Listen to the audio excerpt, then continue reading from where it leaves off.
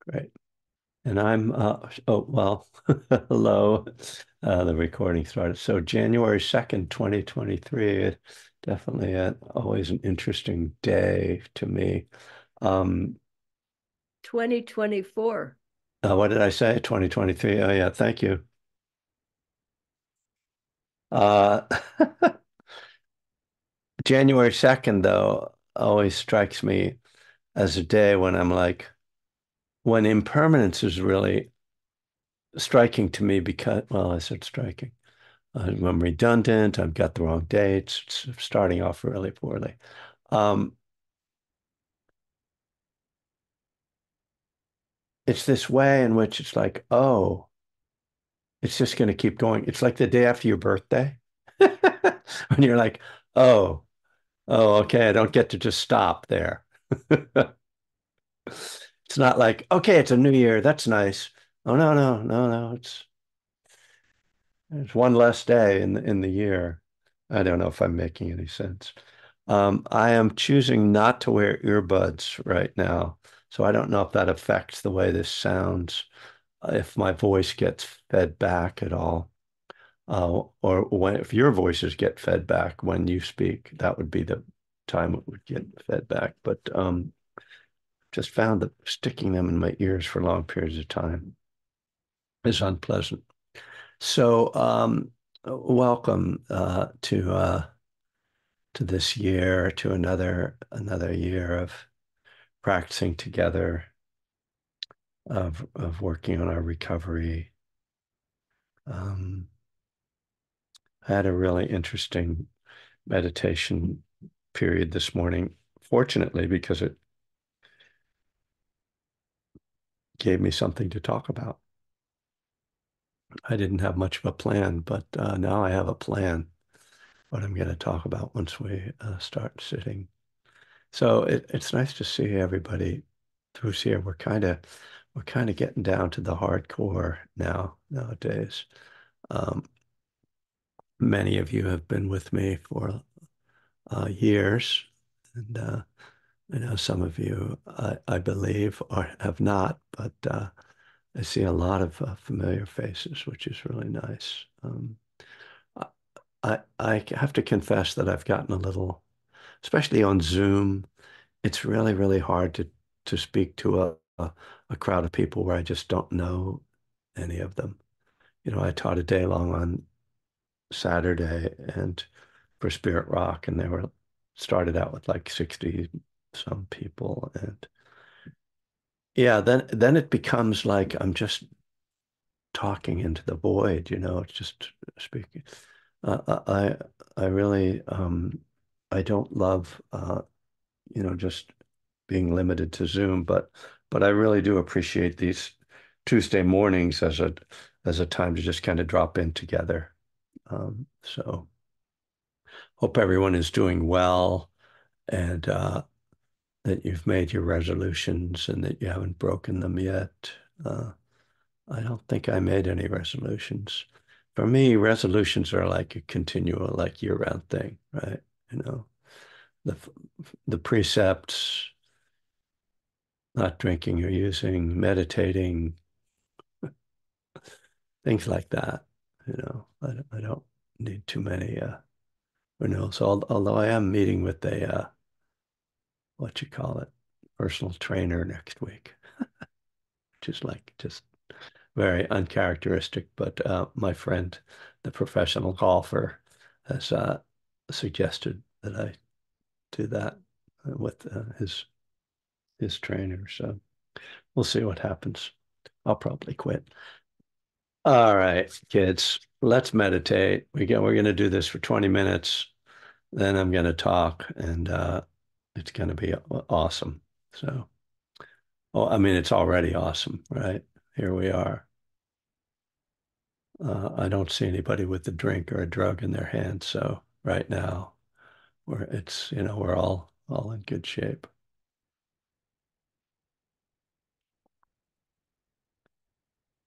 So just settling into your meditation posture.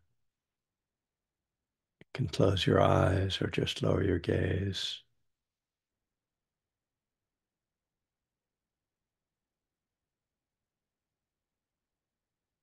And feeling the body breathing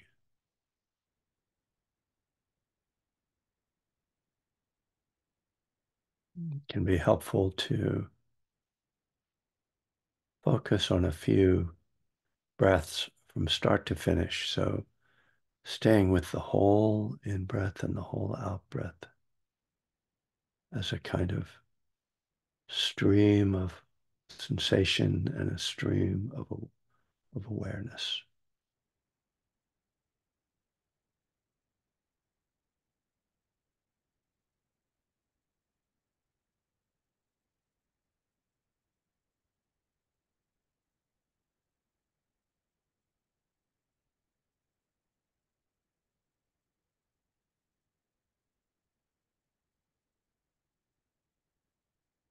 And then if there's any sense of inner disturbance or agitation, take a moment to breathe with that, to feel what's present for you.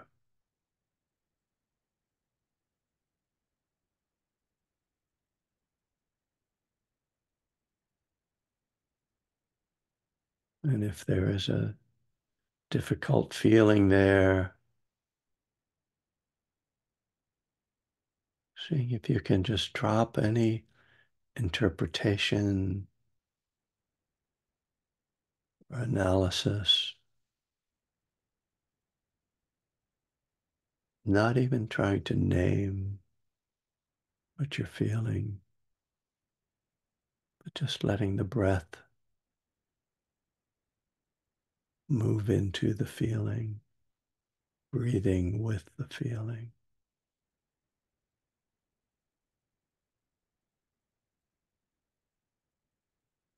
Of course, you can do this with pleasant and neutral feelings as well.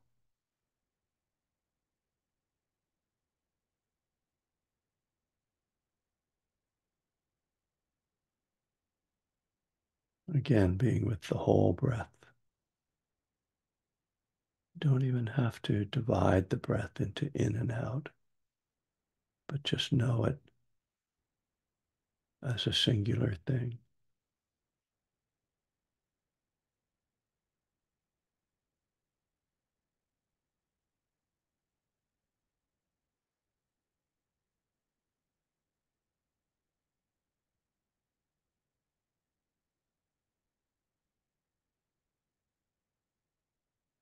And then if you can, letting the breath calm the body very naturally.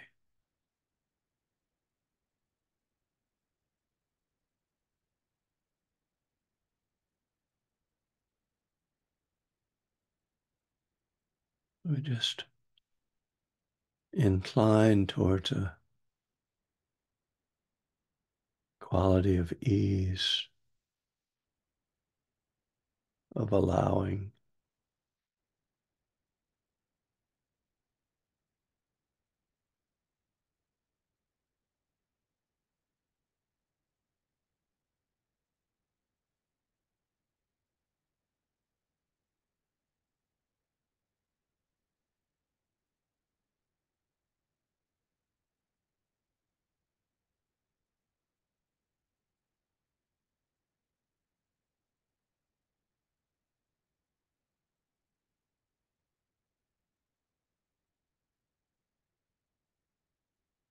Our thoughts present the world as something complicated and chaotic. When we can just tune into the breath and feelings, allows us to simplify.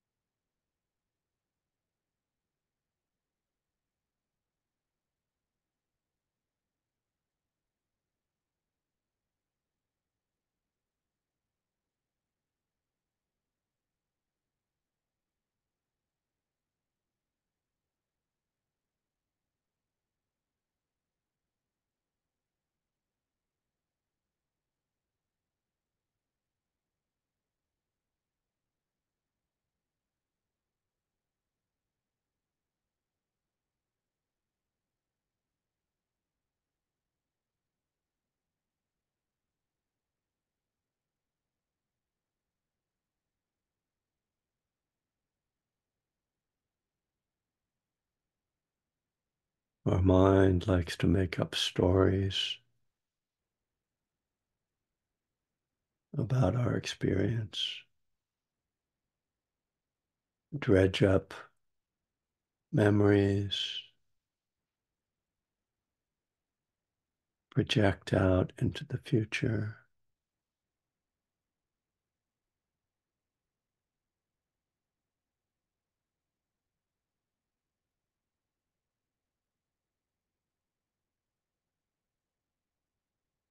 Mindfulness encourages us to let go of those tendencies of mind,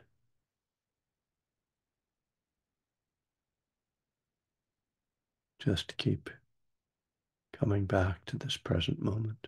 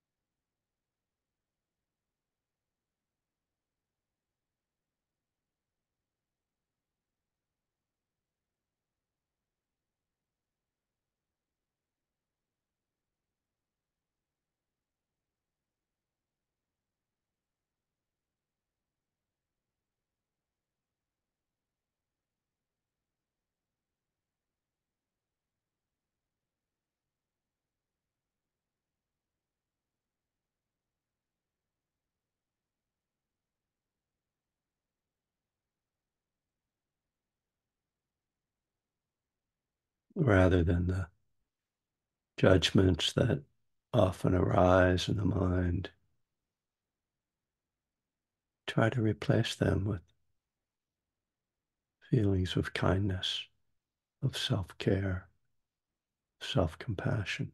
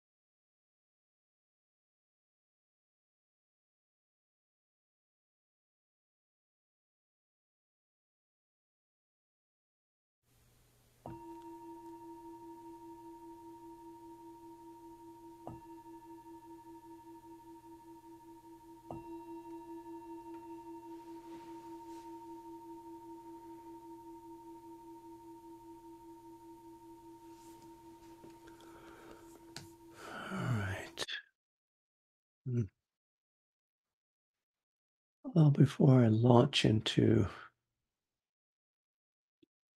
anything, I should share at least this one upcoming event, and I'll mention the retreat, but I'm doing a living kindness course for the Barry Center for Buddhist Studies.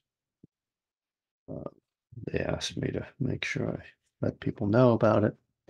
Um, as you know, that's the title of my book, and really just such an important subject for us. Um, just find so much of the time that our practice can turn into this inner conflict rather than a inner nurturing. And I think it's so important to maintain the loving kindness and compassion elements of our practice, uh, you know, intermingled with the mindfulness, not as something separate, but really something that's really integrated into mindfulness. Um,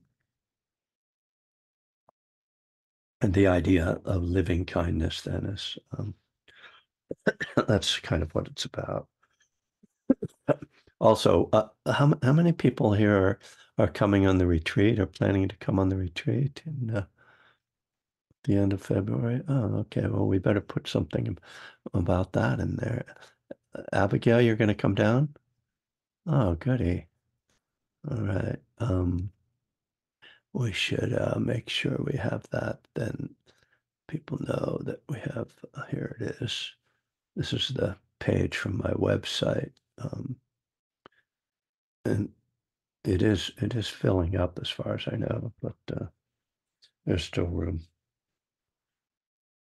So, yeah, I mentioned, that I kind of had a interesting sit this morning, and I, I started out in this really bad mood, and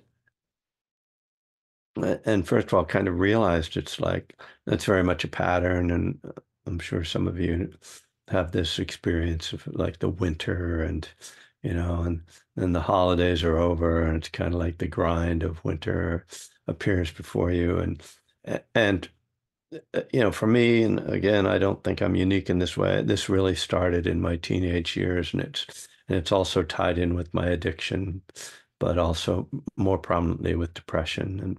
And so what I remembered then, as I was kind of thinking about it as a pattern, was how in when I was on the East Coast on the retreat in November. I would go outside for a walk in some of those really gray, chilly November days that really reminded me of my childhood and youth in Pennsylvania, which had similar climate as Massachusetts. And it's one of the reasons that I moved to California. Well, that I've stayed in California, is climate. But that the November I always felt was less sort of uh, ominous month that sort of was telling you what was letting you know bad things are coming. It's gonna get cold, and it's gonna be nasty, and it's gonna be long, and so I realized that, like, oh, this emotional pattern of kind of like, oh, things are kind of getting bleak, and then you have the holidays, like, oh, okay, like presents and whatever, sugar, alcohol, drug, whatever it was at different stages, right? And on New Year's Eve, I mentioned that, like, as a musician, New Year's Eve meant double pay, and so that was all New Year's Eve was for me for a long time, was just like I get paid double tonight. But but then, as I say, it's kind of like, okay, this holidays did not save me from this bleak, winter that November warned me was coming. And so January 2nd kind of symbolizes that. And again, going back to, like, I mean, these things, they make a mark on us, these early experiences. I don't call it trauma necessarily, but for me, they were experiences of real emotional distress that I couldn't manage when I was a teenager. And and the first time I dropped out of school was in January. And then uh, um, and and when I was 17 and it was like I dropped out for the second time in January, and was just really dysfunctional. That was my parents put me in a mental hospital, in a private hospital that my mother had been there. So it was, she had vetted it when she had her nervous breakdown. But anyway, as I was sitting, I just kept sitting, right? Which is what I do. Like this is what we do as practitioners and as sober people. We don't drink or use no matter what. And when I'm meditating, I just keep sitting. And it's got this, it at one point it just was like, oh, that lifted. I was trying not to feed the feelings, right? I was just trying to like breathe with them, and it was difficult and it was unpleasant. But I was trying to keep it simple because I did a little bit of this surveying and sort of so I was kind of contextualizing it, like reminding myself, this is just a story. It's just feelings and a story. And so it reminded me then of what I'll call an insight, an insight I had on the retreat that kind of puts this together in a way. And this is what I hope will be helpful for you. And this draws upon a Buddhist teaching called the aggregates or the five aggregates. And the five aggregates are what the Buddha kind of points out are these five separate aspects of experience that we interpret as a single thing and we think of as self, or well, another way to put it is that we identify each of these elements as self in one way or another, and he breaks them down and shows that none of them really are self, and they're essentially body and mind. The first aggregate is the body and all the sense experience, and the other four aggregates are about the mind, the feeling experience, the we call Vedana, pleasant, unpleasant, or neutral. Then perception, which then puts a name on the experience and based on memory. And then volitional formations, which are the actions that we take once we've sort of uh, experienced something. It's how we react. And then consciousness is the fifth aggregate, which is the kind of container of the whole experience. But I want to I talk a lot about Vedana, Vedana, um, because it's such a critical point in our experience. It's where we have a feeling, but it's before the feeling turns into a thing, into um, something that we identify as a particular thing. It's just got a kind of raw, energetic element to it. And it's the place that I really try to point my own practice a lot, and that I point to others to be aware of without letting the mind get in and start to stir it up with thoughts. And so I've made this simple formula, and it's just the middle three aspects of the aggregates. And so with feeling, we can use and see it in the way that Ajahn Sumedho would describe experience. It's like this very simple expression, he would say. It's like this. So if you're feeling sad, you just would be like, sadness is like this. This is just how it is. I'm not trying to do anything, but I even like to not even put in an identifying term, because the experience is just a raw experience. perception, what arises in perception is it means this. So the experience is just, it's like this. And you're sitting and it just feels like whatever it feels like. And sometimes it's pleasant, sometimes it's unpleasant, sometimes it's neither. And obviously, as I was describing, for me this morning, there was this unpleasant thing. But then it means this is this critical point that takes us and sets us on our path of destruction, of inner and outer destruction, because now it's a thing. It's become reified. And that means that the next step, volitional formations, the the term with that is therefore, just therefore.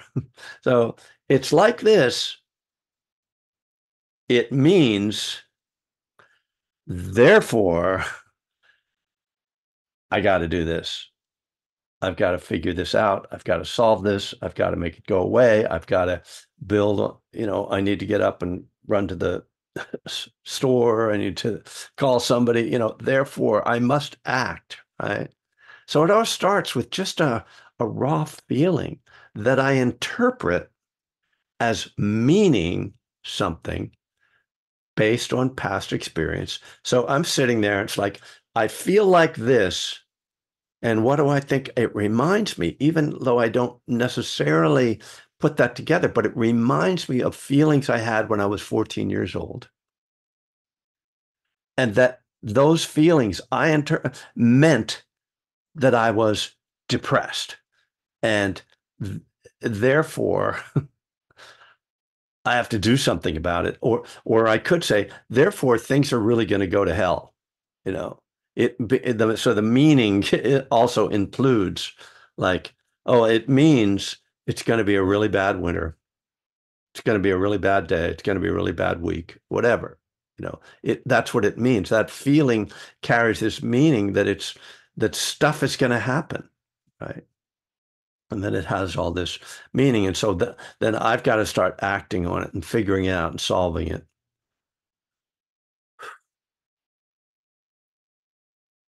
So what we can see here, bringing this back to the mindfulness, is we can see this is tied in with the four foundations of mindfulness. Okay.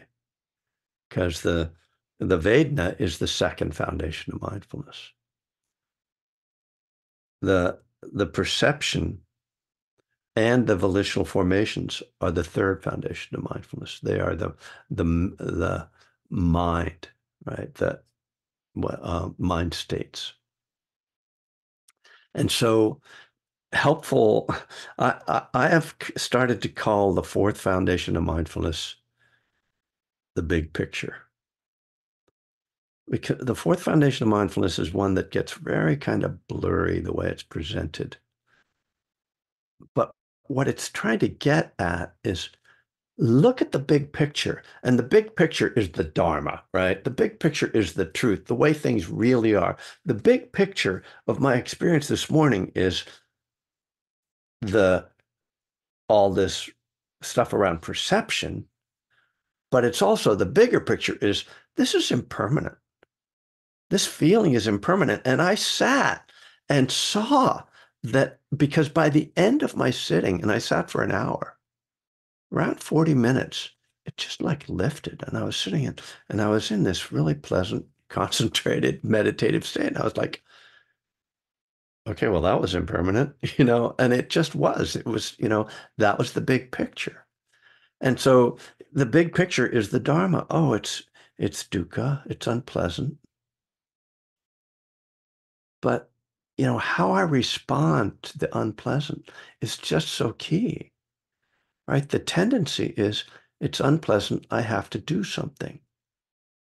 And as soon as I start doing something with the unpleasant, I become into this conflict with my experience, because what I'm saying is it's not okay to be this way. I'm not okay the way I am, so I have to fix myself. Well, good luck, because it's like this, it's just like this. And there is no I to fix I. Like that's just an impossible position to be in, that I have a problem within myself that I am going to fix. Like where do you start with that? So what the Dharma tells me, the big picture tells me, oh, you know what? My job is to just be with it, to stay with it's like this. And behind that, my backup, my my support system, my refuge is it's impermanent. Cultivate love. It's not you. It's not self. You know, and all that stuff is like the Dharma cloud, the word cloud of Dharma that hovers around that keeps you in balance. Like, whoa, whoa, whoa, don't, don't let your mind get like sucked into this, negative vortex. Keep it open. Keep that big picture. It's empty. It's just passing. It's just unpleasant. Breathe. Stay present. Trust, faith, right? Faith in the Dharma, faith in my own practice. I'm okay. Loving kindness towards myself, compassion towards myself. And I've got that. That's my backup there. That's the big picture that's keeping me out of that negative vortex that it means this and therefore I must do that. So I think like, uh, I mean, this, I have this is from my little, notebook that I kept on the retreat, and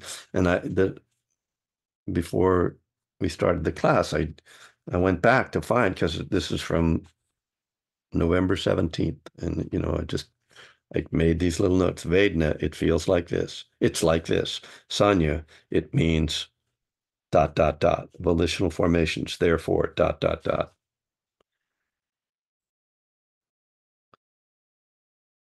But when that arose, I was like, oh yeah, this is true. And I'm glad I have it, and I'm glad I wrote it down, because I'm not sure I would have remembered it quite as much. So um, maybe I actually wrote a little bit more. So I'm going to go ahead and read what I wrote then about it. When we feel something, Vedana, there is no intrinsic meaning until perception tells us about it. Then we are driven to act volitional formations, internally or externally. Oh, I see. Then I go into the fourth tetrad, so I'm going to spare you that. But I would say this is of my little Dharma talks. This is one that I really hope you will try to remember, and so that's why I'm trying to keep it very simple. It's like this. It means this. Therefore, this. If I keep those things in mind and I see that process happening and I interrupt it at it's just like this, just go back to it's like this. I think it's a real like doorway into moments of freedom. Um, I guess that's all I have to say for now. So I'm just going to open it up and see if there's any thoughts or reflections, questions.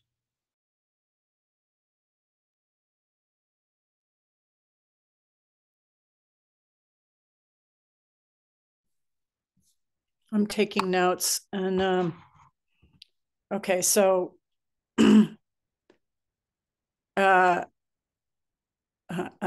well, forgive me if this is, you'll have to ask me if this doesn't make sense. So did the three, the big three that you're talking about construct our, is that what we're talking about when we're talking about conditioned existence, that is there some connection between, you know, the raw, it's like this, it means this, therefore I got to act. I Mhm. mean, is that, is there, it feels like there might be a link in there to, all this conditioning Yeah. that, um, and triggers, my God. I mean, Yeah. I just had a fight with somebody and I was like that. It was like, it was like this. And then everything, it was like it was all like that. The three. Yeah. Yeah. Right. So I guess what I'm trying to do here is uh, pull us out of the content and the complexities that are contained in each of these elements. And I think mindfulness is a lot about that, is trying to simplify. But but all three of these and all five of the aggregates, additionally, body and consciousness, are deeply conditioned. Even though Vedana, we suggest it's just like this. This is just what the experience is. That's already really conditioned because whether you find something pleasant, unpleasant, or neutral is not absolute reality. Those things are not absolutely pleasant, unpleasant, or neutral. It is your own conditioning that causes you to experience them as pleasant, unpleasant, or neutral. Someone else might find, the best example being taste. I find the taste of beets to be unpleasant. Other people find it pleasant. So that's conditioned. It's not, there's nothing absolute about it. You know, there's things that people generally agree are pleasant, but then there's always somebody who doesn't find that pleasant, right? Somewhere. Um, so yeah, absolutely. Each of these is very conditioned. Perception is I think the most obviously Mm. one that's most obviously conditioned because perception is based on memory. And of course, memory is all the things that have happened to you. Those are the obvious conditioning factors in your life. Um, and so, yeah, that it's going to be. Then we really see how people's perception of things is so different. You go to a movie, it was like, I love that. That was the worst thing I've ever seen. Um, just from every single experience. And this is how conflict happens then, and and so yeah, perception is very conditioned and volitional formations. Yeah, absolutely. I mean, one person, you know, gets slapped and they jump and attack you. Another person turns the other cheek, and because that's their conditioned response. And so that's what then that conditioning is one of the main causes of the misperception that it's a self, because our conditioning is very individual, right? Uh, I mean, it's still not unique, but it seems very personal. Our memories are certainly very personal. We each of us can remember things that no one else could possibly remember because no one else was there when it happened.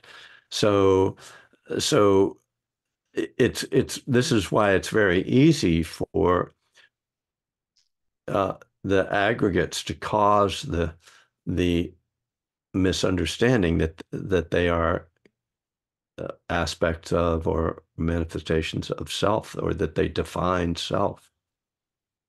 Um, and that's why it's always the Buddha's always sort of asking us to step further back. That's why I like this term, the big picture. That when you step back, the individual aspects of perception and the individual reactions and the ways they impact us blur, and we just see them in more general terms. Great. Yeah, go ahead. I'm not sure that was the question you asked me, but it No, was. I think it is. Thanks.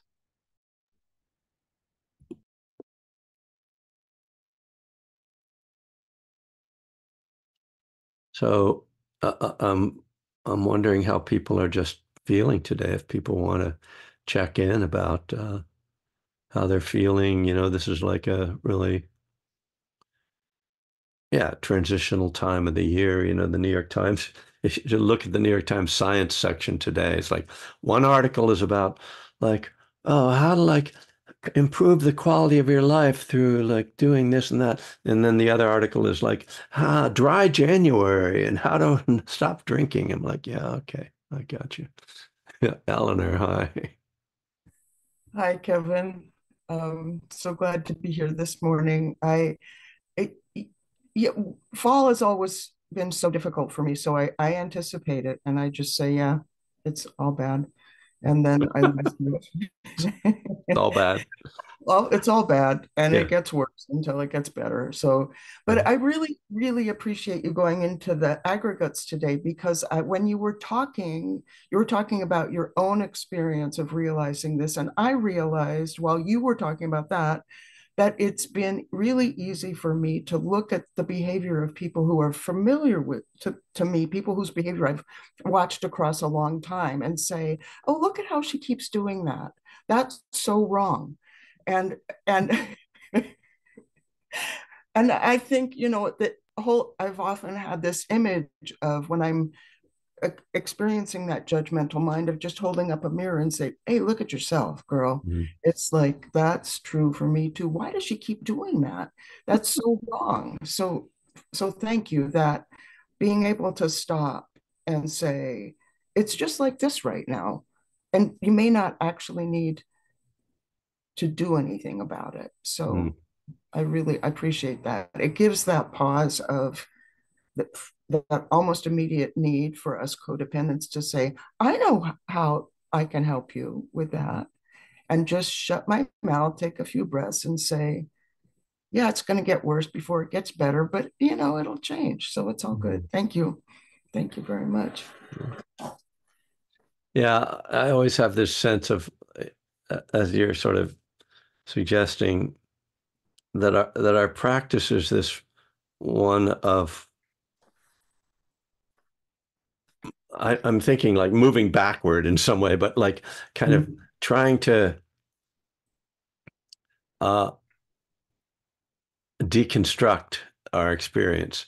Like, oh, there's this really complicated thing that's going on. All this stuff is happening in our minds when we're like agitated, and you sit down to meditate and you're like, oh, and it's like, oh no, here we're just going to give you something really simple, your breath, and then feel that. But then, yeah, starting to be able to see the components of experience. And that's why the term deconstruct is a helpful one because it's a construction, our experience, but it's made up of things. And when we can see them as separate things, then we're less identified. The construction, there's a tendency to identify with the construction, which is the five aggregates. It's you identify with that, but then and then being able to take it apart and see them each individually, and then further to see that each of the aggregates, our experience of each of the aggregates is also a construction, right?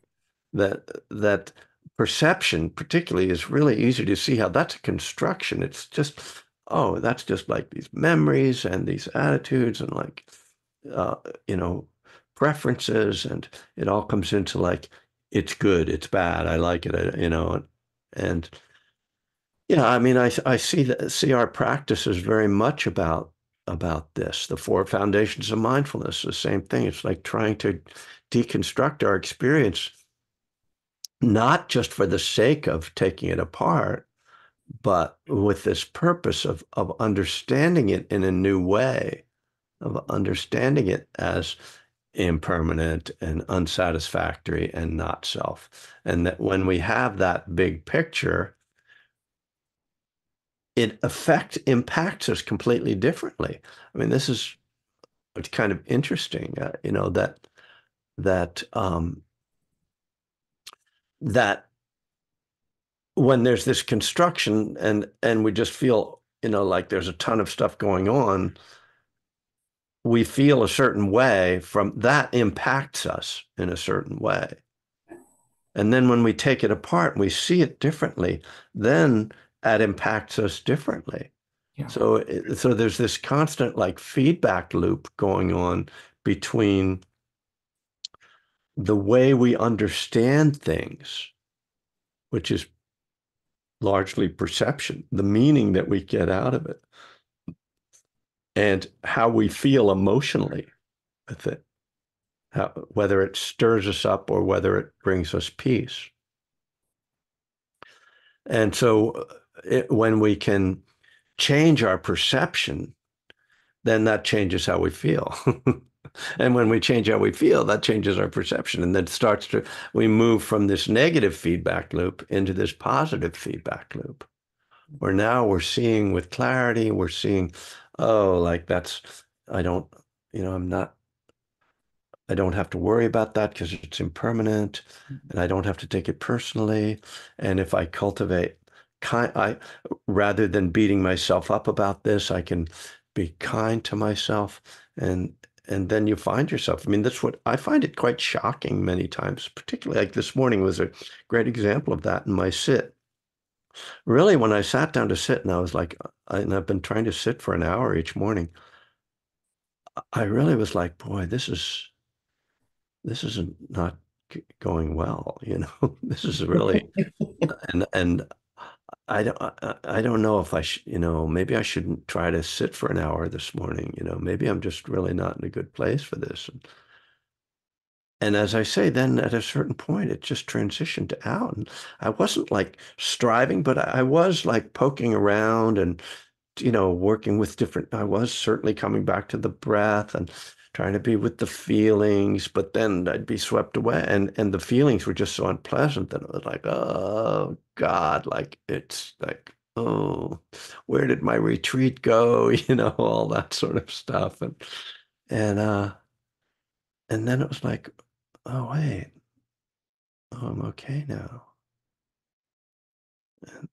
And it's almost hard to see sometimes what you did. I mean, this practice is it's very subtle, and I think, I'm pretty sure that part of what I did was I sat for 6 weeks, like in the fall, and so, that even when it feels like I'm really agitated, there's that foundation kind of is still there and kind of shows up when I give it time and space to show up. It's so anyway, I don't want to get too off into the wilds here, but there you have some thoughts for your day and for your week. And so um yeah, um I made this choice to not be teaching on Friday nights. It's a little tricky.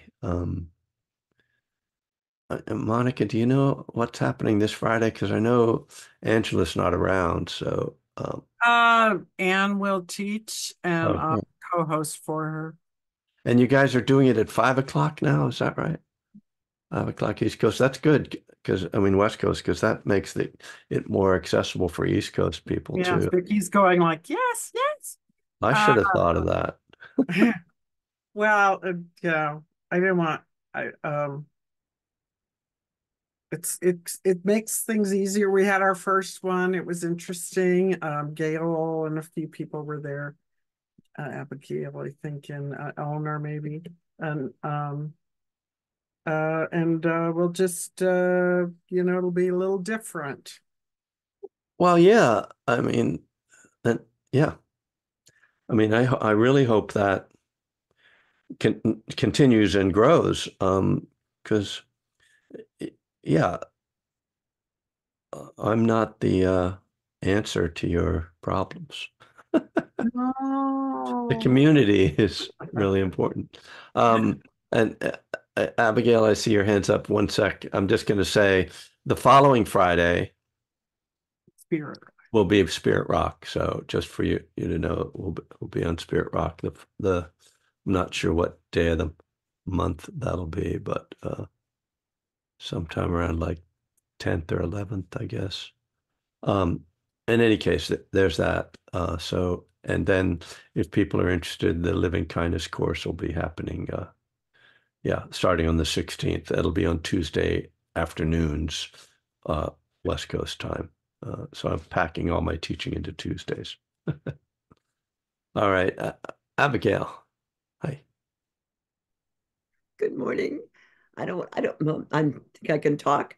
I got COVID for Christmas, you guys. It was really Oh nice. yeah, sorry. And then I Oh, got bronchitis and pneumonia. And so here I am. First mm, day I could actually breathe was this morning. That was really nice. Oh. I just wanted to say thank you. That was such a little like if you had brought us all something from the airport gift shop. What you gave us this morning, this little package. It was just lovely. But I just wanted to say it occurs to me that the transcendent experience that you and we've talked about before that TA promised us, right? That we would have this transcendent experience, a sort of like drinking a lot. And but it's when I can stay in the feeling with nothing else. And it only happens the thing I always think about is childbirth. mm, Nothing else can happen. And I think, there are lots of other experiences that are like that, where everything else falls away. oh, And that's the transcendence. mm, And maybe the transcendence of just following the breath is part of that. Um, but it begins to kind of fit because as soon as I have that transcendent experience, unless it's unless it's so huge like childbirth that I can't do anything else, I then move into the next steps of this is and it means and I must do something. yeah. But if I can stay back there, there is something wonderful about it. And I just thank you so much for bringing us that back from the Berkshires. Lovely. Thank you. That's a good summation.